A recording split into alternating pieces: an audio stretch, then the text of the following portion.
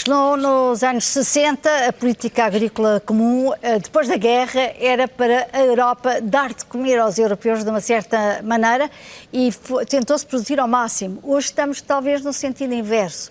Não temos uma soberania alimentar hoje na Europa? Nós temos que ver as coisas aqui também com alguma cautela. A PAC ao longo dos anos foi-se transformando, ela foi procurando também acompanhar aquilo que são as novas necessidades dos agricultores, do setor agrícola, e há aqui uma coisa que nós devemos dizer, efetivamente ela tem sido essencial pelas medidas de desenvolvimento rural que permite, pelas medidas de funcionamento de mercado, pelo apoio aos rendimentos dos agricultores e, em boa verdade, se nós hoje temos alguma segurança alimentar na Europa, e também podemos falar sobre isso, também se deve à PAC, com todos os seus defeitos, porque é uma política que nós sabemos muito complexa e que dá para muitos estados de espírito, mas tem permitido efetivamente a nossa segurança alimentar e o sermos também capazes de sermos um dos maiores exportadores de produtos agrícolas no mundo. Agora, quando se fala numa reversão da nossa soberania alimentar, eu tenho aqui alguma cautela. Primeiro porque nós nunca somos autossuficientes em tudo e, portanto, eu aqui acho que devemos ter cautela com esse discurso porque precisamos sempre de importar e exportar e de nos relacionarmos com o mundo. E se nós olharmos, por exemplo, para o relatório mais recente da situação macroeconómica, olhando para o mundo rural, apresentado pela própria Comissão, nós vemos que inclusivamente a produção agrícola em vários setores está a aumentar. E isto só para dizer, eu sei que não há tempo para aprofundar a resposta, mas temos que ter alguma cautela quando dizemos que estamos aqui a ficar com um problema de soberania alimentar. Temos que melhorar efetivamente a nossa autonomia estratégica. Precisamos de cereais. Se não conseguimos retirar os cereais da Ucrânia, há um verdadeiro problema na Europa. Exatamente. Mas também há aqui uma diferença, só para concluir, entre a subida de preços e aquilo que é efetivamente a disponibilidade dos cereais na Europa.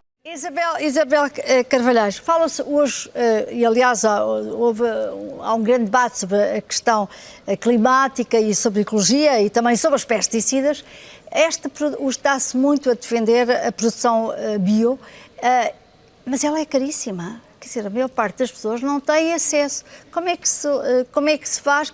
O que é preciso fazer para que toda a gente tenha acesso a produtos de qualidade? Porque é disso que falamos. Ora bem, e antes de mais, deixe-me só precisar aqui um aspecto sobre a soberania alimentar, porque eu acho que nós falamos muito dos conceitos, mas como não partimos todos muitas vezes do mesmo patamar de entendimento dos conceitos, isto gera alguma confusão. Só mesmo para precisar, porque há pouco não fiz esse esclarecimento, nós podemos fazer ainda muito pela nossa soberania alimentar na Europa, mas se nós olharmos, e é a própria Comissão Europeia que o mostra, por exemplo, a produção de oleaginosas aumentou 6,5% do ano passado para este ano na Europa. A área arável para as oleaginosas, só estou a falar das oleaginosas, vai aumentar 4,5% para o próximo ano. E como a própria Comissão Europeia diz, a disponibilidade de alimentos não é um problema para nós. É então para quem? É para a África. Nós estamos aqui a falar muito da soberania alimentar da Europa e parece que nos esquecemos do resto do mundo. Se nós pensarmos na África Oriental, 72% dos cereais que importam vêm da Rússia e os outros 18% da Ucrânia. Isto é também para pormos um bocadinho em perspectiva aquilo que é a nossa grande problemática com a disponibilidade de alimentos na Europa. E já vou mesmo à resposta, porque o grande problema, e está entroncado na pergunta que me está a fazer, tem a ver com a acessibilidade. O grande problema na Europa são as famílias com menos rendimentos poderem aceder a uma alimentação que também inclua os produtos bio, como a Fernanda Gabriel estava a dizer muito bem.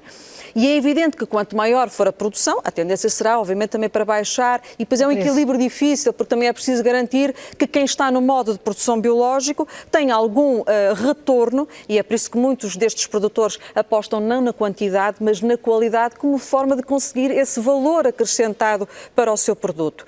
Mas, só para terminar mesmo, nós podemos fazer muito mais pela produção biológica, pela produção com métodos agroecológicos, podemos aumentar mais a nossa soberania alimentar, mas isto também implica muito conhecer bem os terrenos que nós temos, a realidade rural, a realidade agronómica que nós temos no nosso país. Eu quando ouço dizer retransformar Trás-os-Montes num grande celeiro de Portugal, é desconhecer as características do terreno e, portanto, provavelmente Trás-os-Montes pode e é muito rico, por exemplo, no olival tradicional e noutras áreas de produção, mas temos que pensar exatamente nas apostas que se podem fazer, até para evitar erros que a história do século XX nos mostrou relativamente àquilo que foi a nossa agricultura.